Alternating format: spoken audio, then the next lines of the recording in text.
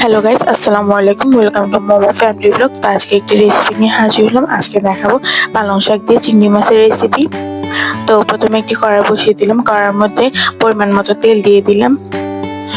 এখন তেলের মধ্যে একটি পেঁয়াজ কুচি করে দিয়ে দিলাম, সাথে কাঁচামরিচ মাঝখান দিয়ে ফেলে দিয়ে দিলাম, আর চিংড়ি মাছ দিয়ে দিলাম। এখন এগুলোকে একটু ভালোভাবে নেড়ে চেড়ে নিতে হবে, একটু হালকা ভেজে নিতে হবে।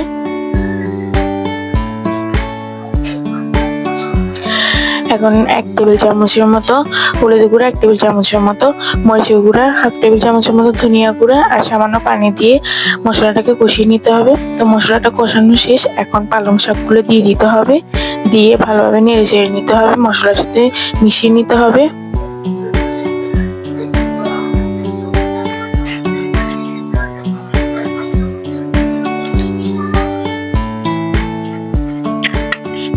এখন একটি ঢাকনা দিয়ে ঢেকে দিতে হবে।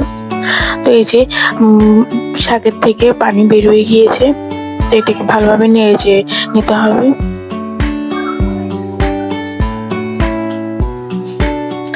এখন পরিমাণ মতো লবণ দিয়ে দিতে হবে, দিয়ে একটু ভালোভাবে নেড়ে নিতে হবে। তো আমাদের শাকের রেসিপিটি একদম রেডি। তো আপনাদের কাছে কেমন লেগেছে অবশ্যই কমেন্ট করে জানাবেন। ভালো লাগে লাইক কমেন্ট শেয়ার এবং সাবস্ক্রাইব করে দেবেন চ্যানেলটিকে।